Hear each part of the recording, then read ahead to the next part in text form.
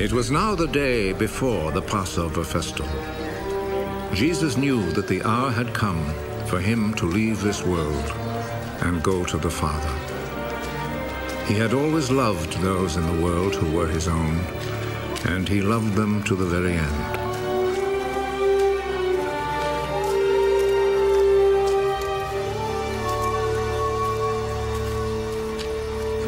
Jesus and his disciples were at supper. The devil had already put into the heart of Judas, the son of Simon Iscariot, the thought of betraying Jesus.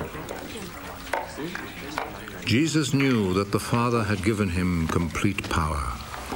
He knew that he had come from God and was going to God.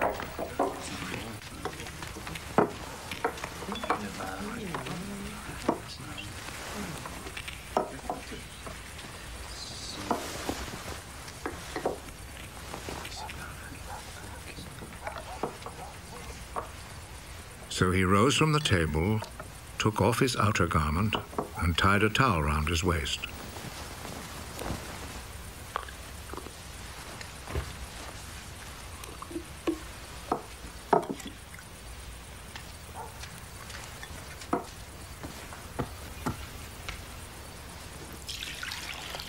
Then he poured some water into a wash basin and began to wash the disciples' feet and dry them with the towel around his waist.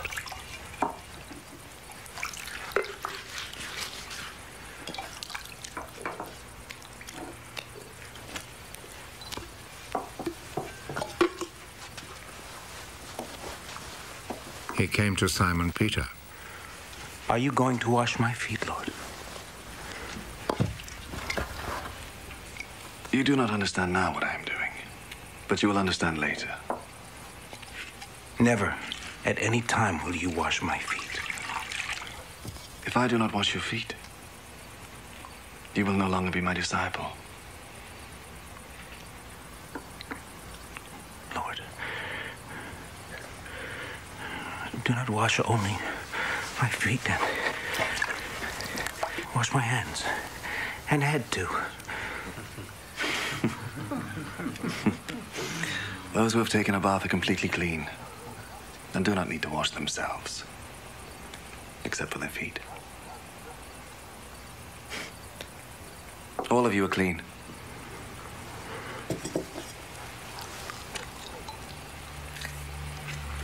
All except one.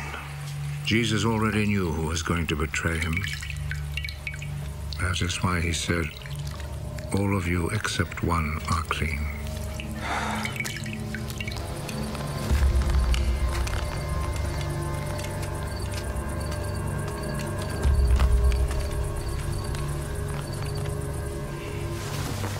After Jesus had washed their feet, he put his outer garment back on and returned to his place at the table. Do you understand what I have just done to you? You call me teacher and Lord. And it is right that you should do so, because that is what I am. I, your Lord and teacher, have just washed your feet. You then should wash one another's feet. I have set an example for you, so that you will do just what I have done for you. I am telling you the truth. No slaves are greater than their master, and no messengers are greater than the one who sent them. Now that you know this truth, how happy you will be if you put it into practice.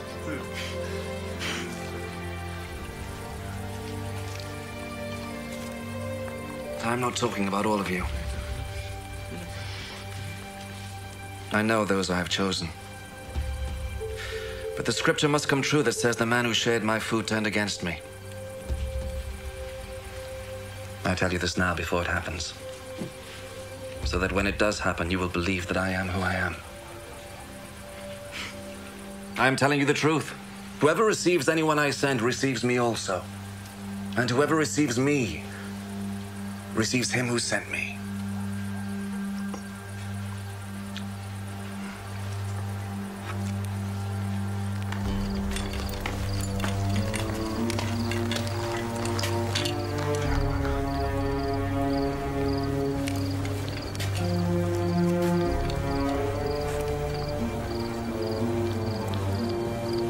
After Jesus had said this, he was deeply troubled and declared openly, I am telling you the truth. One of you is going to betray me.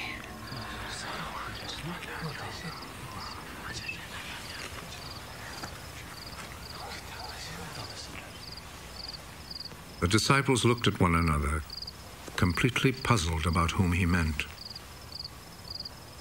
One of the disciples, the one whom Jesus loved, was sitting next to Jesus. Simon Peter motioned to him. Ask him whom he is talking about.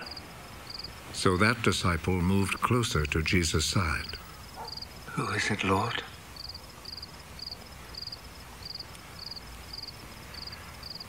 I will dip some bread in the sauce and give it to him. He is the man.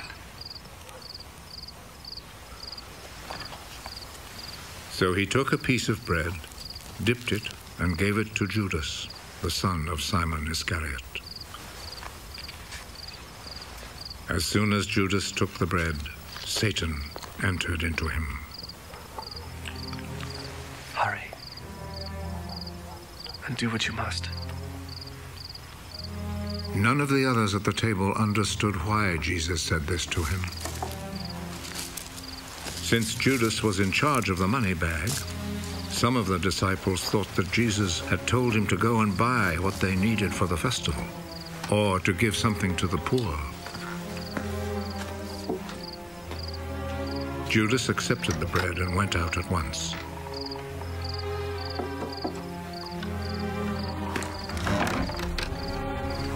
It was night.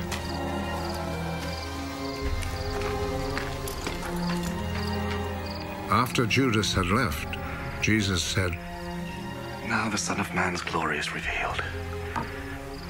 Now God's glory is revealed through him. And if God's glory is revealed through him, then God will reveal the glory of the Son of Man in himself. And he will do so at once.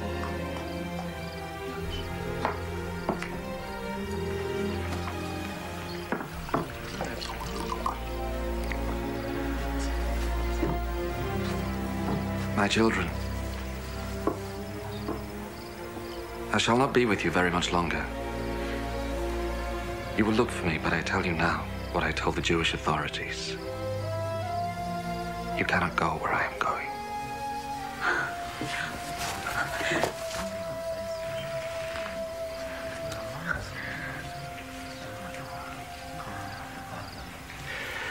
And now I give you a new commandment. Love one another. As I have loved you, so you must love one another. If you have love for one another, then everyone will know that you are my disciples. Where are you going, Lord? You cannot follow me now where I am going, but later you will follow me. Lord, why can't I follow you now? I am ready to die for you. Are you really ready to die for me? I am telling you the truth. Before the rooster crows, you will say 3 times that you do not know me. John 13, verse 1. Now before the feast of the Passover, when Jesus knew that his hour had come to depart out of this world to the Father, having loved his own who were in the world, he loved them to the end.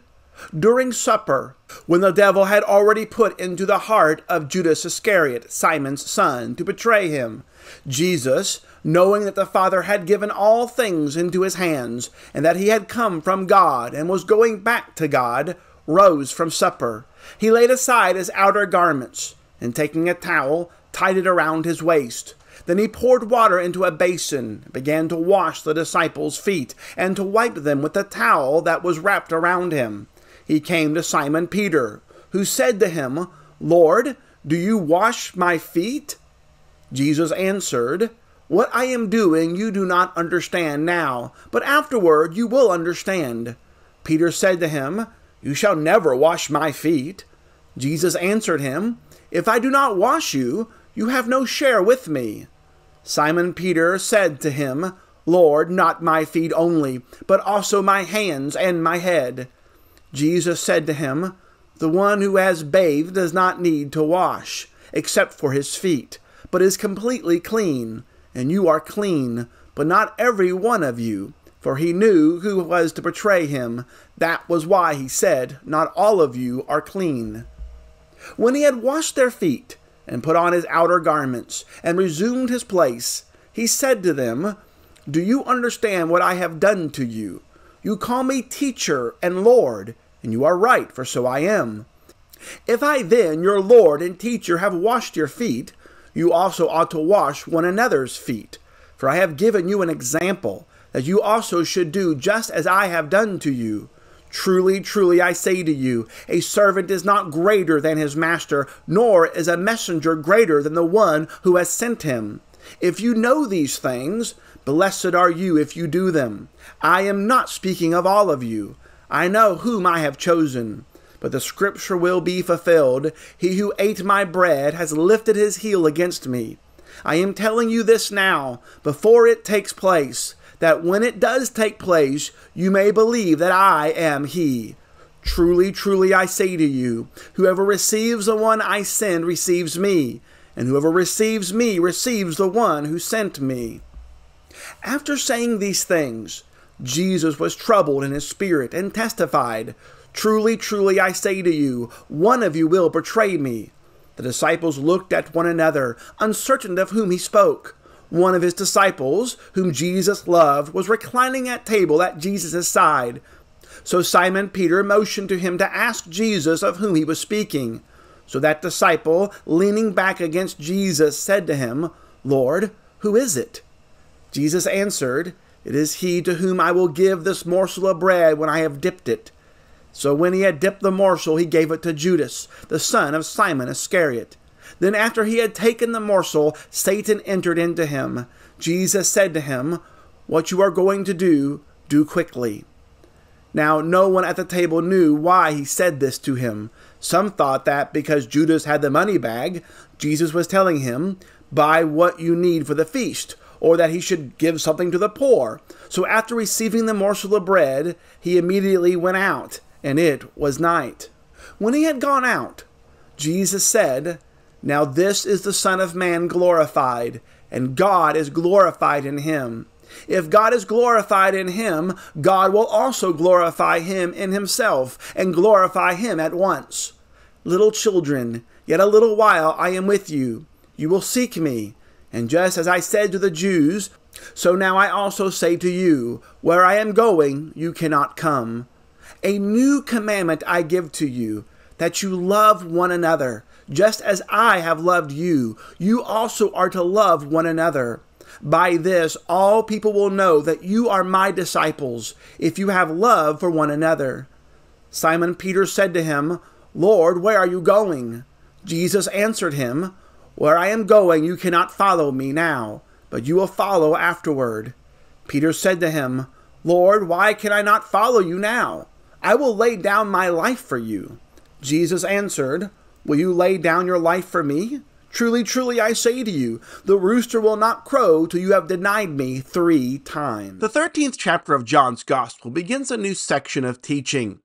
Jesus has completed his public ministry and has withdrawn himself from the Jerusalem crowds.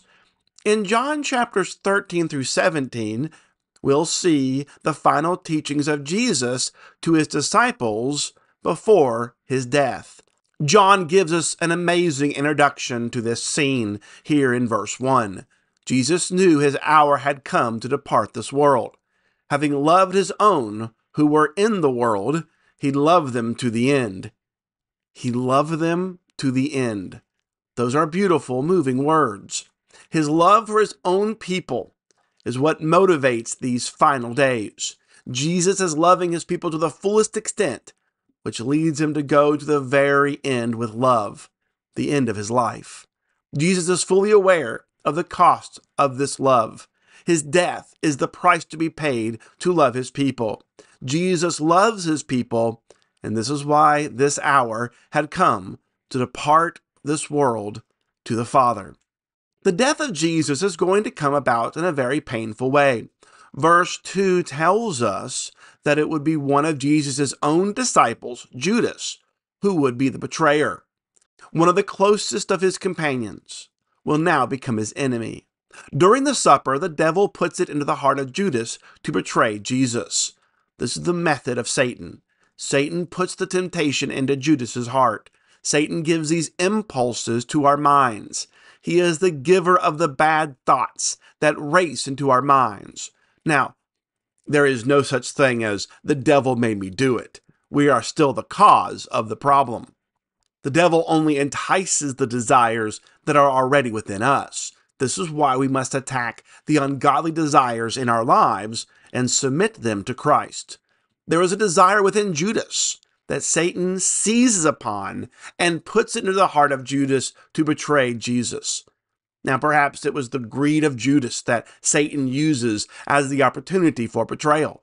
Perhaps it was discontentment that Satan used. Whatever it was, Satan reads our desires and uses those desires against us and against God to tempt us to sin. We must know the mechanism of sin, understanding what Satan is doing against us, so that we can prepare to fight those temptations with the strength that God supplies. When temptation arises, we must not only fight those temptations, but also address and change the desire that Satan is using against our walk with Christ. Verse 3 is powerful.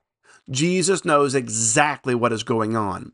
Nothing that is about to transpire is a surprise or out of the knowledge of Jesus. But notice even further that the point is made that the Father gave all things into Jesus' power and authority. Jesus can stop what is happening at any time. Notice there again in verse 3, Jesus knowing that the Father had given all things into his hands. Everything that Jesus is doing is according to the free, voluntary will of Jesus. Jesus can change these events. Jesus can walk away from the suffering. Jesus has the power to walk away from the cross. Jesus can stop these next 2 days. Everything is under his power and authority.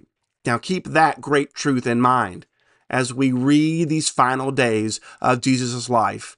Now, knowing that he has all authority and power, verse 4, Jesus rose from supper, laid aside his outer garments, took a towel, tied it around his waist, and prepares to wash the disciples' feet. All things are given into the hands of Jesus. He has all authority. Jesus is the one who should be served.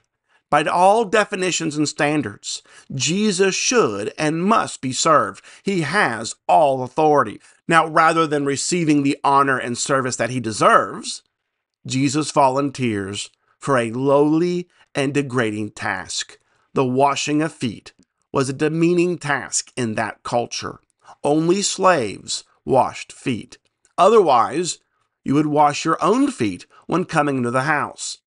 Peers never washed each other's feet in that time. The lowest slave performed this duty. Jesus accepts voluntary humiliation. This did not have to be done. They would have all had dirty feet. No big deal. They would have taken care of their own feet. But Jesus voluntarily humiliates himself, rebukes the pride that any disciple may ever carry within themselves. The supreme authority over all creation grabs a towel. Jesus pictures all we need to see concerning love. Remember, verse 1 told us that Jesus loved his own to the end. In this passage, we learn that love serves. Love ignores one's own position, status, and power. Love serves. Love gives of oneself. Is there anything that we can consider beneath us when we see Jesus doing this? Is there any act of service and sacrifice that is too much for us when we see Jesus volunteer himself for this act of humiliating service? This act is so staggering and so mind-blowing that Peter refuses to let Jesus wash his feet. You'll never wash my feet. Peter grasps the absurdity of the Lord and Master washing his feet. Peter understands the external part of what Jesus is doing and rightly balks at this. Now, if Jesus were here today, how uncomfortable would it be for the Lord to wash your feet? Would not each of us get up and tell Jesus to sit down and we would take care of his feet? But Jesus refuses to be served. Jesus came to serve, not to be served, and give his life as a ransom for many. Now, we have mentioned time and time again that in John's gospel, there is often another layer of meaning. Often there is deeper symbolism behind the sign, teaching, and even the events that are recorded. Remember that John told us that he wrote these things so that we would believe that Jesus is the Christ. And by believing, we may have life in his name. John clues us in that there are many significant meanings in this serving act of Jesus. So let me skip down to verse 12. Notice here in verse 12, Jesus asks the question, do you understand what I have done to you? If all that Jesus did is wash feet, then that question would be ridiculous. The answer would be, yeah, of course, you washed our feet. But there are deeper teachings that are going on here that we need to examine. Notice that Jesus does something that was unnecessary. And John highlights for this back in verse 4 as he begins to recount this events. Notice what he says there. He says that Jesus laid aside his outer garments, tied a towel around his waist, and begins to serve. Jesus did not have to do this. He did not have to take off his outer garments. Further, Jesus didn't have to look like a servant by tying the towel around his waist. Now let's go back to verse 12 here. After washing the disciples' feet, Jesus puts on the outer garments again and resumes his place. Jesus does not take off his outer garments merely so that he doesn't get them wet or dirty while doing the task. Jesus goes out of his way, and John goes out of his way to highlight this, to look like a servant. The symbolism is intense. Jesus lays aside his glorious garments to look like a servant. And then once he is done being a servant, he puts back on his garments and resumes his rightful place. Jesus teaches us here the necessity for humility in our thinking. Jesus shows us the attitude of servanthood and the attitude that we must be to be his servants. Satan will put ideas into our hearts that we should not serve, but be served. He will put ideas into our hearts that people should be doing things for us. We deserve other people to do things for us. My spouse should serve me. My children should serve me. My parents should serve me. My coworkers should serve me. My boss should serve me. I should not be giving myself. These are Satan's lies. We are not to look out for ourselves first. We are to look for others first, to serve them. We are commanded to have the same mind that we see in Jesus. Humility cannot begin until we change our thinking. Love means I will not act on my own interests, my own ambition, my own pride, or my own arrogance. The mind of Christ is to go low, volunteering for the opportunity to serve others rather than self. We must look for the opportunity to tie the towel around our waists. I love how Jesus connects this teaching to Peter. Remember, we said earlier that Peter said, not going to wash my feet, Lord, not going to do that. Now, notice what Jesus didn't do.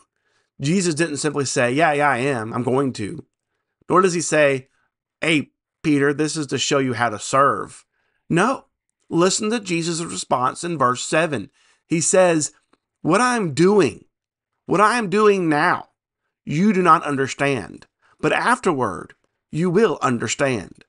Jesus tells Peter, I'm doing something significant. I'm doing something with greater meaning than simply washing your feet. Right now, you and the other disciples will not understand this. Right now, you're not going to get the meaning behind this of what I am doing. But he's going to explain what he is doing so that later they will be able to connect the dots and then understand. Peter continues to reject the notion of Jesus washing his feet in verse 8. Now listen to what Jesus says in verse 8. If I don't wash you, you have no share with me. Jesus makes it obvious that he's doing more than just washing feet. It's not that Jesus said, you know what? Our feet are pretty nasty. Let me do something about that. No, there's something more here. And Peter says, if you don't allow me to do this, then you have no participation, no fellowship with me. That is quite a statement. If you don't let Jesus wash your feet, then you have no part with me. Now, of course, Peter goes above and beyond this because he just blows right past what Jesus is saying and says, hey, don't just wash my feet, wash my hands and head also. Wash everything that is exposed. But Jesus rejects what Peter's concluding. Listen to his response in verse 10. He says, the one who has bathed does not need to wash except of his feet, but is completely clean. And you are clean, but not every one of you. Jesus uses an analogy to teach us about the cleansing that we need. Once a person took a bath, the only part of their body that needed to be cleaned was their feet because their feet would get dirty walking around out of the bath. You were clean, but your feet were dirty and needed to be cleaned. This is the picture Jesus is using, but notice that Jesus applies this to spiritual cleansing. Jesus is not making an observation about baths, but is talking about the cleansing that Jesus gives. The only way to be in fellowship with God the Father and with Jesus is to be washed by Jesus. The only way to be in a relationship with God is to be cleansed by Christ. Now it is clear that Peter does not understand that this is a spiritual washing that Jesus is describing. And this is why he asks for the rest of his body to be washed. Therefore, Jesus takes the imagery even further concerning spiritual cleansing when he announces in verse 11 that not all of you are clean. Well, what did he mean? Did he mean that some of you didn't take a bath? And I noticed some of you didn't take a bath. That's not the point. The point he's making is that one disciple is not clean. The betrayer, Judas, is not clean. He's a false disciple. Not all of you are truly my disciples. Not all of you have experienced the spiritual cleansing that I offer. The other disciples are following Jesus and will give their lives for Jesus, but Judas will not, and therefore he is not clean. Let me see if we can make application of this for you and I today. Jesus says that only the feet need to be washed. That's a glorious picture of the Christian walk. When we come to Christ, we have our sins washed away with the blood of Christ and the grace of God, and we are completely cleansed. But then we are going to go out and walk into this world, and we're going to pick up defilements along the way. We are going to sin. We are going to fall short of the glory of God. We are going to fail to be pleasing to God. There is still need for daily cleansing from the defilement that comes from living life. One does not have to return to the moment of salvation and restart the salvation process again and be baptized in water, completely immersed every single day of the week. No. Remember what Jesus says? The one who is bathed does not need to wash except for his feet, but is completely clean. We have come to Christ. We are in fellowship with Christ. We love to be his disciples, but we do sin. Our feet get dirty, and we need to continually come back to Christ for the cleansing that he offers. In verse 13, Jesus is going to teach the disciples what they are to learn from this amazing act of serving love. You call me teacher and Lord, and you are right, for so I am. Jesus does not deny who he is. He is the great teacher. He is the Lord. Jesus is the master. If Jesus is the master, then there are great consequences for what Jesus has done. That's the point that Jesus makes here in verses 14 and 15. If the Lord and teacher has washed the disciples' feet, then at the minimum, the disciples ought to wash each other's feet. Verse 15 emphasizes this truth all the more. Jesus has left an example that they should do just as Jesus has done. What has he done? What are the disciples supposed to see? Were they supposed to merely see the washing of feet? As we said, no. No. They were to see the humility of Jesus, one who did not have to show humility because he is everything. But Jesus shows humility. Humility is seen in Jesus taking the lower role. Godly love is sacrificing self. Being a disciple of Jesus means having the mind of humility like Jesus and practicing humility like Jesus. In verse 18, Jesus makes the point at this moment that there is a betrayer among them. Now, why did Jesus do this right now? The point of quoting Psalm 41 verse 9 here is to show that this is a painful betrayal. Now, why point all this out? Jesus humbly served the betrayer, even while knowing that he was the betrayer. There was no loophole to our acts of humble service. Jesus did not send out the betrayer and then wash the disciples' feet. Rather, he got down on his hands and knees and he washed even Judas's feet and then sent the betrayer out. No one gets labeled of undeserving of service in our minds. No one is exempt. Jesus served the one who he knew would harm him. Now, typically as human beings, we're not going to want to serve the one who we know wants to do harm to us. We don't want to serve our enemies. But Christ teaches us here that we don't just serve the people that we like. We don't just give ourselves to the people who are nice to us, who treat us well. We are to give ourselves to those who hurt us. We must serve those who lift his heel against us. To serve Jesus means that we take the way of the cross. The way of the cross is the way of humility. There's no room for pride. There's no room for thinking about ourselves. We will cut down the opportunity to think about ourselves and enjoy the thought and act of doing good for others. Now, after Jesus tells them that there is a betrayer among them, it's Peter again, he wants to know who it is. So Peter motions to the disciple whom Jesus loved, which we think it is John, writing about himself here, to find out who Jesus is talking about. So John leans against Jesus and asks, Lord, who is it? Who is it? Jesus answers that it is the one whom he gives this bread to. Then Jesus hands the bread to Judas. The dipping of bread into the sop and handing it to another has cultural significance as a sign of honor or friendship. This is again another gesture of love toward Judas. Judas is unmoved by this act of service, this act of love, this act of honor and friendship toward Judas. Now it seems the question and the answer were given quietly because no one knows why Jesus says to Judas, what you are going to do quickly. No one knows why Judas is leaving. They think that Judas is going to buy more things to prepare for tomorrow's Passover meal. And so we're told that temptation seizes Judas.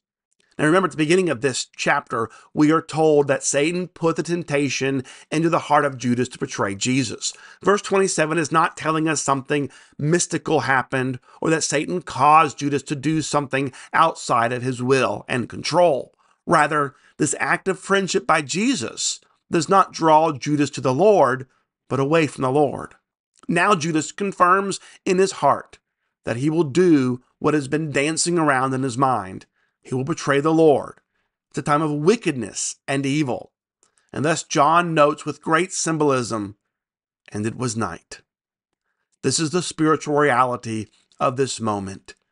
Now is the hour. The betrayer is at work. Things are in motion. Now is the hour of the glorification of Jesus. What makes Jesus glorious is how his life was all about God's glory. God's glory was displayed in the perfect obedience of the Son and the perfect revelation of the Father to humanity. God's glory has been revealed in Jesus. Jesus viewed his death in terms of the glorification of the Father that will result from it. If it will give the Father glory, Jesus will do it no matter the cost. 5 times here, Jesus uses the word glory or glorified. It's all about the glory of the Father. Jesus then gives his disciples a new commandment, the command to love one another. Now, it's not new. In fact, in the law of Moses, in Leviticus 19, verse 18, love your neighbor as yourself. So there's nothing new about the commandment to love one another. But here is what is new about this commandment. Love one another just as I have loved you. The commandment is new because Jesus has exemplified what it means to love one another. Christ's love for us becomes the new basis of what love looks like and what it means to love our neighbors as ourselves. We have never seen love in action like this until we see Jesus. Now we are able to see what it means to love one another. And notice how Jesus says this in verse 34. Just as I have loved you, you are also to love one another. Think about what Jesus just said this commandment looks like. Just as Jesus loved his disciples, that becomes the standard by which we are to love one another. Love for one another is to be the reflection of our new status as God's children. This kind of love is the mark of discipleship. Love will be how all people will know that we are Jesus' disciples. We are a community that exists because we have been redeemed through the blood of Jesus. And this has a trait that all people can see. The trait is not merely love. The trait is loving one another just as Jesus loved us. This is not a warm feeling for other people. Love is giving ourselves, as seen through Jesus in washing the feet of the disciples, and also the cross. Now, to put together what we've seen in this chapter, God is glorified when we love others like Jesus loved us. Jesus shows amazing, humble, self-sacrificing service. Jesus showed a complete disregard for himself and who he is and his status and his position and gave himself for us. Think about one of the biggest criticisms there is against Christianity in this world. Isn't the criticism that Christians don't show love? Now, I recognize these are false criticisms. It is love to tell people that if they continue living their lives the way that they are, they're going to lose their souls and suffer eternal punishment. I am not loving you if I don't tell you that the wrath of God stands against us all if we do not come to Jesus. I also recognize that people use the lame excuse that the church is full of hypocrites. I don't go there because they're full of hypocrites. I have no problem with that criticism. It's true. I do not live up to what God has called us to do. I do not love like Jesus commands me to love in this text. Now, this doesn't mean I'm not trying, but I'm not going to lie to anyone and suggest that Aaron Andrews obeys God perfectly. I do not. I would not need Jesus if I did. Being God's people means admitting that we are a bunch of sinners in need of forgiveness by God. So the excuse of hypocrisy won't work because no one is exempt from that charge. But what I think we must consider is if we really look different to the world with the love that we show toward one another, by showing self-sacrificing love and humility, we show the world that we truly are disciples of Jesus. Think about what this looks like in practice. In marriages, the love that spouses show for each other, humbly submitting and serving each other, will show the world that both of you are disciples of Jesus. In family, the love that is shown for parents and children, humbly serving and doing what is in each other's best interests, that will show the world that we are disciples of Jesus. In our assemblies, and when Christians come together, humbly submitting and serving each other, will show the world that we are disciples of Jesus. Remembering who Jesus showed his love to in this room in John chapter 13, as Jesus washed the feet of Judas, his betrayer, reminds us of the love that we show others. Even the one who has lifted his heel against Jesus will be the recipient of Jesus' humble service and amazing love.